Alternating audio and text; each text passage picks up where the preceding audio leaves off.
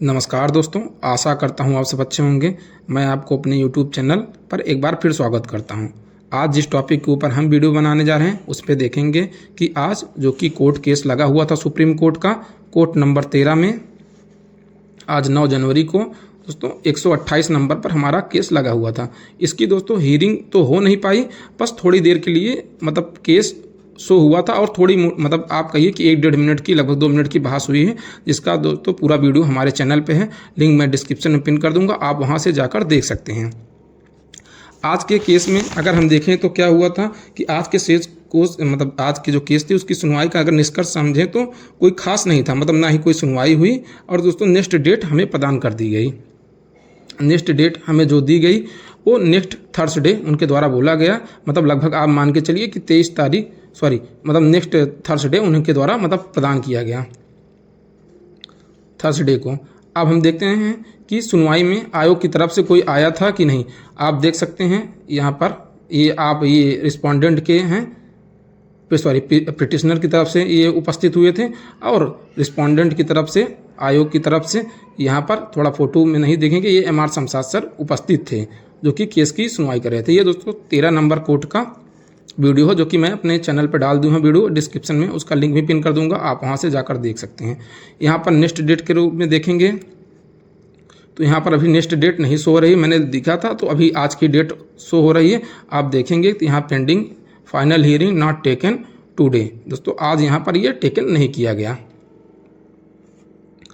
अब चलते हैं, अब एक चीज़ आयोग को यहाँ पर खास रूप से ध्यान देनी चाहिए जो कि आज कमी महसूस की गई। आयोग के वकील को यदि केस में यदि पास ओवर जैसे आज वो पास ओवर करना है तो ठीक है, नहीं तो केस को मेरिट के ऊपर बहस करके उसे 1-2 हेयरिंग में ख़त्म कर देना चाहिए, नहीं तो जज साहब के मन में फालतू का कन्फ्यूजन उत्पन्न होगा। आपको याद होगा कि जब हमारी ज्वाइनिंग का केस लगा हुआ था तो वहाँ पर मतलब अहमदुल्ला सर के बाद मतलब जैसे उनके माइंड में बात आई, कोड नंबर 16 में दोस्तों उस समय लगा हुआ था अहमदुल्ला सर के बेंच पे, तो उनके मतलब लेखपाल का शब्द सुनते ही उन्हें मतलब उज्ज्वला का क्वेश्चन पहले उनके बेंच में था, उसको डिस्पोज किया गया। तो मतलब उनके मन में मतलब वही हुआ कि अच्छा वहाँ गलत हुआ था, हमने चेंज किया, इस तरीके का मतलब थॉट उनके मन में उत्पन्न हुआ था। तो कहने लगे कि उज्ज्वला याद होगा आपको, तो मीनाक्षी मैम उस समय थी, उनके द्वारा बताया गया कि वो अलग केस है, वो ऑलरेडी डिस्पोज हो चुका है, उसका यहाँ मतलब कोई मैटर नहीं। उसी तरह आज सुधांशु दुलिया सर बिना मतलब कुछ लेखपाल का नाम सुनते हैं उनके थोड़ा सुपर न्यूमेरिक की बात की कि अच्छा, उन्होंने कहा अच्छा हाँ सुपर न्यूमेरिक पोस्ट क्रिएट की जाएगी तो करिए, किसी को क्या प्रॉब्लम है। तो उनको मतलब कहने का ये मतलब हुआ कि बिना क्वेश्चन के ऊपर बहस हुई, बिना मेरिट के ऊपर बहस हुई, मतलब अभी आयोग ना तो हारा है ना तो जीता है, बस याचियों को सुपर न्यूमेरिक पोस्ट क्रिएट करके जॉब दे दो, मतलब कोर्ट आओ और नौकरी लेकर जाओ, मतलब ये कहने का मतलब हुआ। आपको जब अच्छी तरीके से याद होगा जो हमारा 8 जुलाई का हमारा जो डिसीजन तो उसमें स्पष्ट रूप से ये चीज़ कह दी गई थी कि if they succeed then will create super numeric post, मतलब यदि वो जीतते हैं तब सुपर न्यूमेरिक पोस्ट की बात की जाएगी, अन्यथा इसका कोई मतलब नहीं हुआ। जैसे आज उनकी बहस भी जो कि शुरू हुई तो मतलब बस लेखपाल की बात करने के बाद उन्हें मतलब बहस के ऊपर ना जाने पता कि सुपर न्यूमेरिक पोस्ट क्रिएट की जाए। उनके बाद आयोग के द्वारा कहा गया कि क्या आपकी ऑब्जेक्शन है, तो उन्होंने कहा यस, मतलब इस तरीके की बातें की जाने लगी जिसका कोई मतलब महत्व ही नहीं है। जब तक क्योंकि अगर हार जीत वाली बात आती है उसके बाद दोस्तों सुपर न्यूमेरिक पोस्ट जैसी कुछ बातें निकल के आती हैं।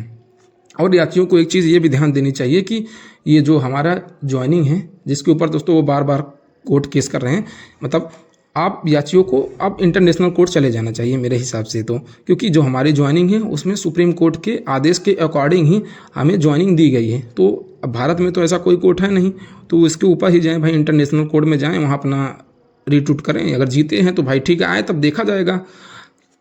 और रही बात जो बच्चे काफ़ी परेशान थे कि 829 एक एरा मतलब लगभग में कुछ बच्चों को रिप्लेस करने की बात थी, तो दोस्तों जो 2 प्रश्न थे सोलर और आपके एनएच के बारे में 2 प्रश्न थे, उसका दोस्तों वो प्रश्न पूछा गया था, मतलब अब पता नहीं क्यों पूछा गया इस तरीके के प्रश्न।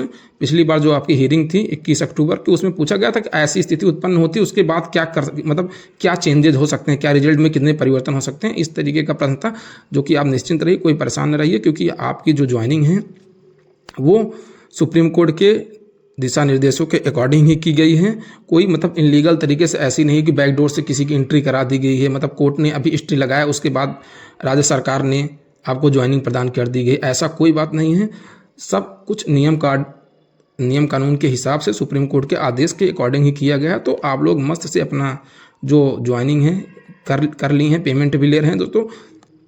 इतनी बड़ी भर्ती में कोई बीच में किसी को निकाल के बाहर करना, इस तरीके का आदेश कभी कोर्ट करता भी नहीं, मतलब देता भी नहीं किसी की ज्वाइनिंग। आप देखे होंगे अगर जो हियरिंग है उसमें भी काफ़ी पॉजिटिव है कि उनके द्वारा मतलब जॉब देने की बात की जा रही है, किसी को बाहर निकालने जैसे उन्होंने कहा कि मतलब किसी को जॉब मिल रही है तो इसमें क्या किसी को दिक्कत हो सकती है, मतलब जैसे बाहर करने जैसी कोई बात भी नहीं की जा रही है। तो आप लोग इन्जॉय करिए, परेशान न रहिए, कोर्ट केस तो चलते रहेंगे। अभी आपको याद होगा बहुत, पता नहीं तो अब जो UPSI वाली है वैकेंसी थी जिसमें लगभग 9,000 अकॉर्डिंग लगभग के पोस्ट थे, उसमें दोस्तों बहुत समय तक आपका केस चलता रहा अभी तक। अब पता नहीं, मैं तो फॉलो नहीं करता क्या हुआ क्या नहीं हुआ।